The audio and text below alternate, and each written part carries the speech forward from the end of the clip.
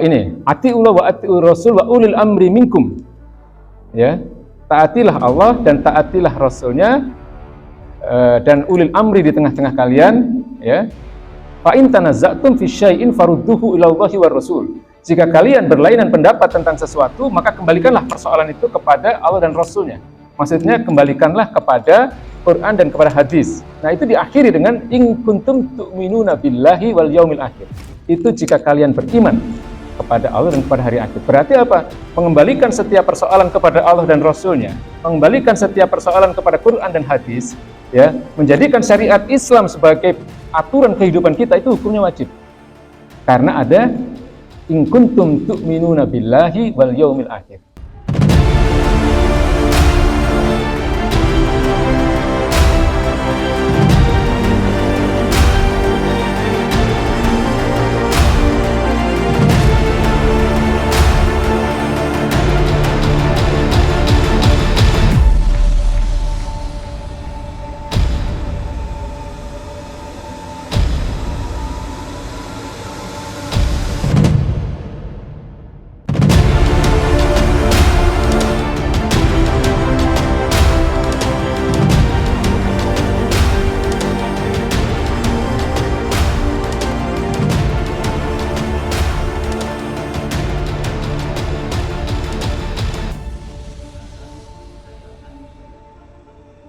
Korinah di sini dari kata corona.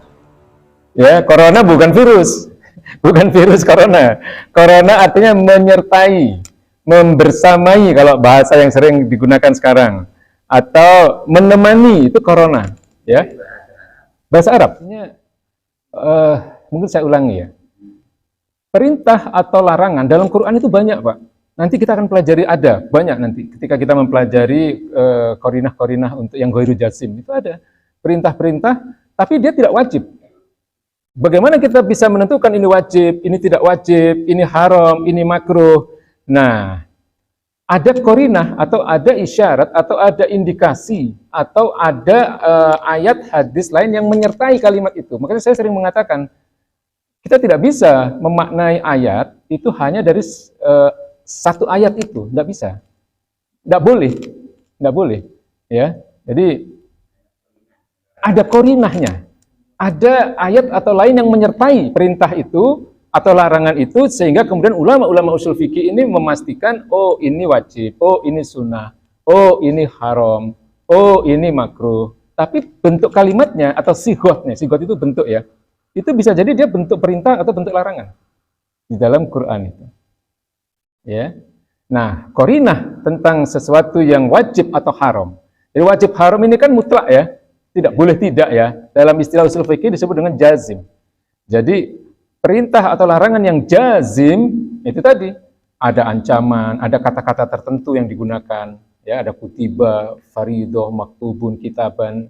Kemudian kalau dia berupa larangan itu ada celaan dengan kata-kata juga fahisyah. Fahisyah itu celaan, ya.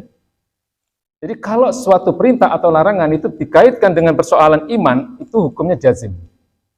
Ya, seperti ayat yang diawali dengan kalimat ya ayyuhalladzina amanu, itu kalau perintah wajib, kalau larangan haram. Atau ada kata in kuntum mu'minin, belakangnya begitu. Ini kan jika kalian beriman, itu kalau ada perintah diakhiri dengan kalimat itu, dia wajib. Kalau ada larangan, dia haram. Ya, atau ini atiullah wa atiur rasul wa ulil amri minkum, ya, taatilah Allah dan taatilah Rasulnya, dan ulil amri di tengah-tengah kalian, ya. Fa in tanazza'tum fi syai'in farudduhu ila Allahi war Rasul. Jika kalian berlainan pendapat tentang sesuatu, maka kembalikanlah persoalan itu kepada Allah dan Rasulnya. Maksudnya kembalikanlah kepada Quran dan kepada hadis. Nah, itu diakhiri dengan in kuntum tu'minuna billahi wal yaumil akhir. Itu jika kalian beriman kepada Allah dan kepada hari akhir. Berarti apa? Mengembalikan setiap persoalan kepada Allah dan Rasulnya, mengembalikan setiap persoalan kepada Quran dan hadis, ya, menjadikan syariat Islam sebagai aturan kehidupan kita, itu hukumnya wajib. Karena ada in kuntum tu'minuna billahi wal yaumil akhir. Ada kata-kata yang mengaitkan dengan keimanan. Banyak ini.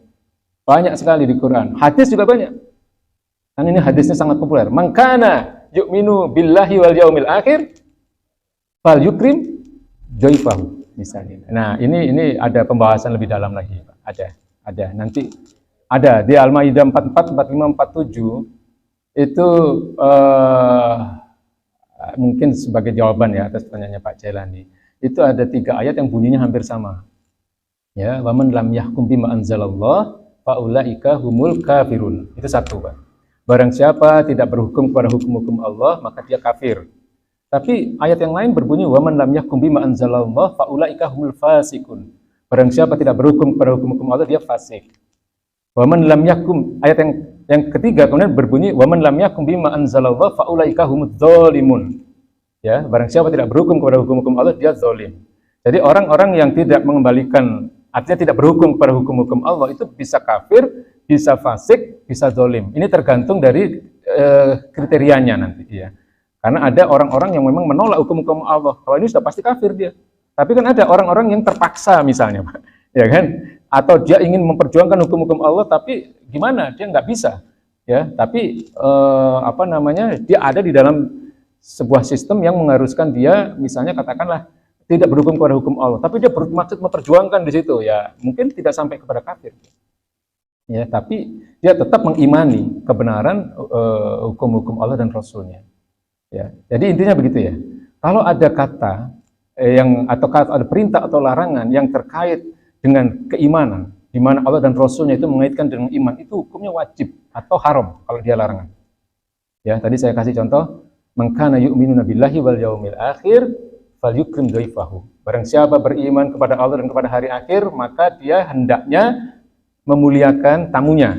Nah, jadi memuliakan tamu itu wajib, Pak. Ya, kalau ada tamu nggak boleh dicuekin atau dihina bagaimana. Jadi ya itu, man kana yu'minuna billahi wal yaumil akhir. Jadi mengaitkan dengan keimanan.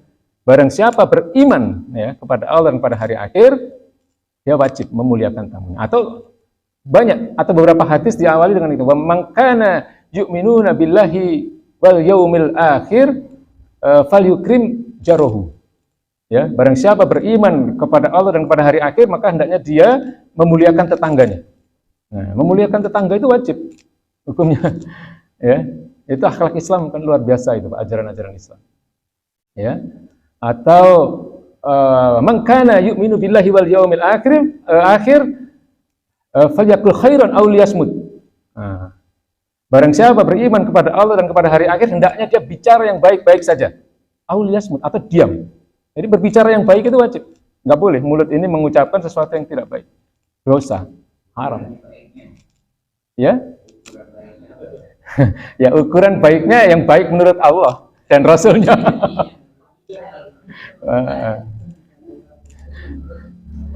Ya, jadi kan kita sudah belajar ya di pertemuan-pertemuan yang lalu bahwa penilaian manusia itu bisa benar bisa salah.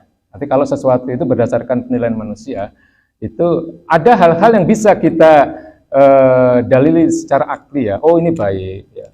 Katakanlah menolong orang itu kan baik, ya, tapi menolong dalam kebaikan ya.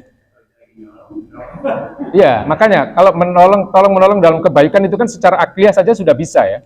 Sudah bisa dipastikan itu sesuatu yang baik gitu kan. Tapi banyak hal yang untuk mengukur ini baik atau tidak itu tidak bisa diukur hanya dengan akal kita. Harus dengan firman-firman Allah, dengan nas ya, dengan nas Quran, dengan nas hadis ya, tentang hukum, tentang ekonomi. Misalnya itu baik buruknya ya itu nggak boleh hanya berdasarkan akal ya, karena itu persoalan syariat ya. Tapi kalau persoalan akhlak misalnya kayak tadi menolong orang, itu kan secara akliah saja kita sudah bisa mengartikan oh itu baik gitu ya. Ini kita nggak sempat belajar ini Korina untuk kurang berapa menit, maaf isaknya Pak, kurang 2 menit.